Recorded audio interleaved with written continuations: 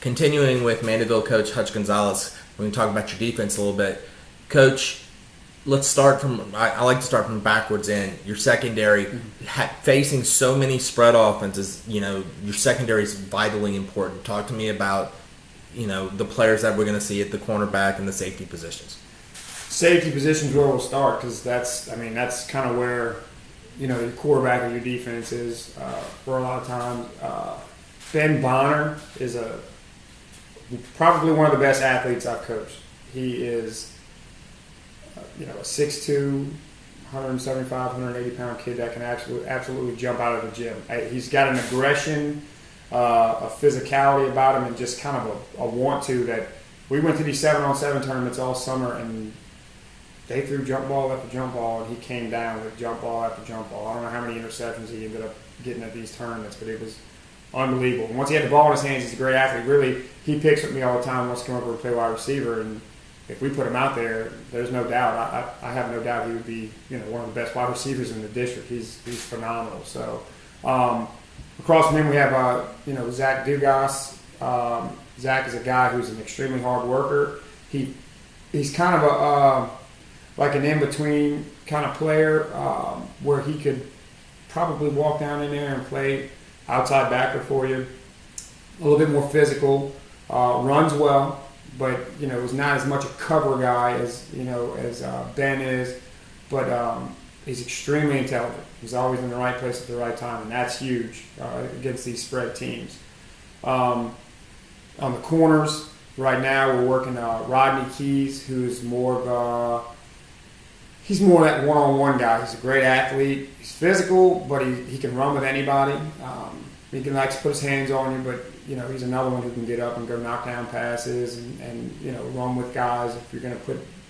If you were going to say we're going to take our best guy and put it on their best guy, that's where he would go.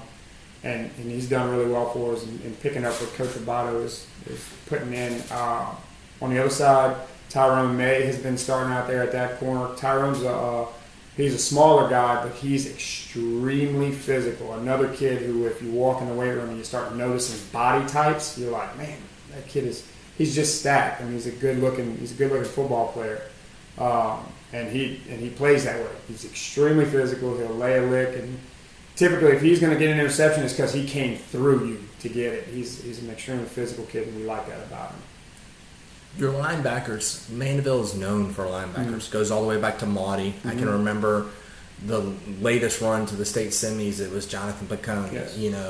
There's a lot of names that have come through this program linebacker-wise. Anybody that you see that possibly has the potential to follow in that lineage? Potentially.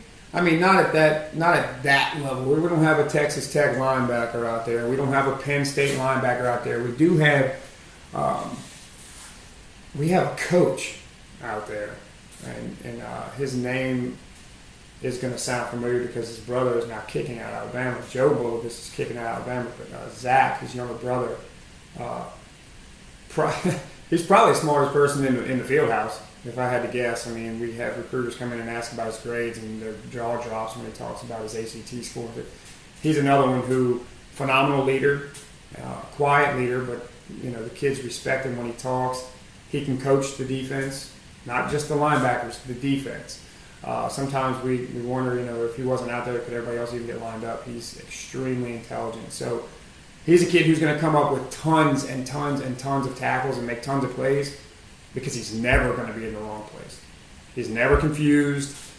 He never, doesn't understand what's going on. He's always in the right place, and he gets everybody else going. Kind of in that secondary linebacker, walk up closer to the line position is another kid, Noah Ngolia. Noah is more of like I said, he's kind of a safety type, but he's extremely physical. He's extremely hard-nosed, and he doesn't run and cover the way that you would want a safety to, but he's built like a safety, but boy, he'll come down and stick you. And we like having him closer to the line of scrimmage. He's going to play one of those outside linebacker positions where we can send him off the edge, or we can drop him in coverage because he's athletic enough to do that. He's also a basketball player, and he'll do a good job for us this year. Kurt Bartholomew is extremely physical. He looks like a Mandeville football player when you think about a Mandeville football player. not real tall, but he's extremely well built. He's physical. He'll put his hands on you. We actually had to kind of temper him a little bit in 7-on-7 games because he's knocking people down. It's the only way he knows how to play. So we're definitely looking for good things out of those guys. Connor Riche is a guy who's going to play on that outside position, kind of where we look at Noah playing as well. Connor can absolutely fly. He can run. I mean, he can absolutely fly. And he's physical, and he's starting to understand it the way we need him to, and he's making plays in practice, and we expect big things out of him just because of his athletic ability. Wrap it up front. Yeah, up front, look, I would say that it's a typical front for Mandeville High. Again, we don't have any of these big-name guys that are just going to maul people at the line of scrimmage, but we do have extremely technically sound football players. And that starts with our coaching. If I have to mention somebody, I mean, Coach Triforce, who played here and was a really good player here, he's, I mean, in my opinion, probably one of the best D-line coaches in the state. He takes his job very seriously, and he's got our guys trained up well. Finn Paulson is going to play one of those end positions, and Finn has great hands. He's got great feet. He's got a good build for a defensive lineman. He's also athletic enough. If we really wanted to play him at a linebacker, we could. You know, he picks at me sometimes while playing tight end, and I mean that's a realistic possibility because the kid can move. Kevin Ludwigson is another one who's going to be a senior. He's going to be a leader for us. He'll probably play the opposite end, and same kind of kid, 6 foot, you know, right at 200 pounds, but extremely aggressive, extremely physical, works hard in the weight room, really pushes it.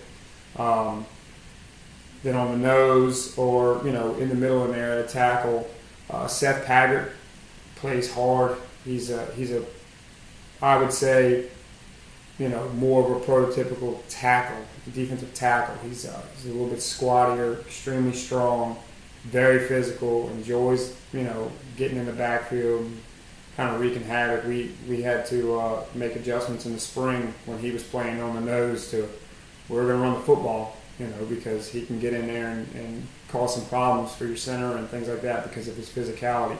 And then there's some young guys in there who are gonna get sprinkled in. You know, Dalen Levi, he's a young guy, but he's got a lot of potential. He can get in there and play.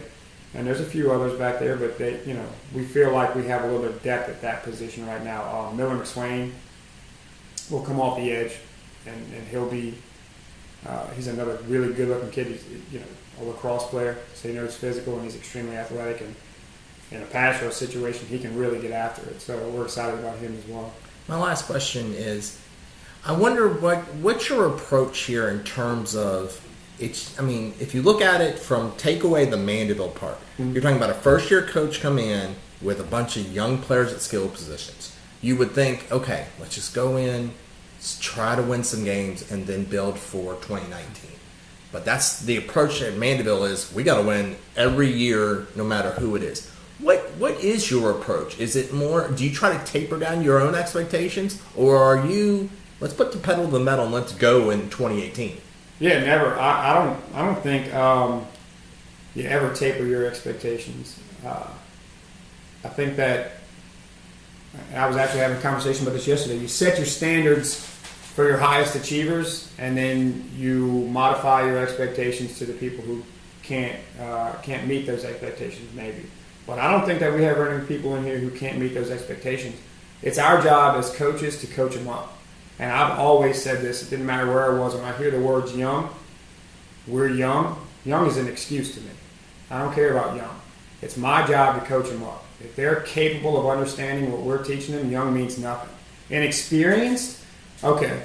If you want to use inexperience as an excuse, that makes more sense. But young doesn't mean anything to me, and I don't think that we're inexperienced. I think we are young, but that's no excuse. They're plenty good enough and capable enough to, yeah, absolutely put the pedal to the metal. Our expectations are, you know, winning football season. We want to have a home playoff game at Mandeville High School. Right? I mean, last year means nothing to me, and I don't think it means anything to these kids. And I think that everyone who knows Mandeville High School football knows that that was not the norm for Mandeville football.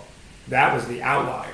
We want to get back to the norm, which is a successful regular season and a great run in the playoffs. If you notice, I mean, how many Mandeville football teams went 6-4 in the regular season and ended up in the semifinals? They click at the right time, and if that's what we have to do this year, then that's what we have to do. But we're looking to have a home playoff game and make a run. I don't think we temper our expectations for anyone.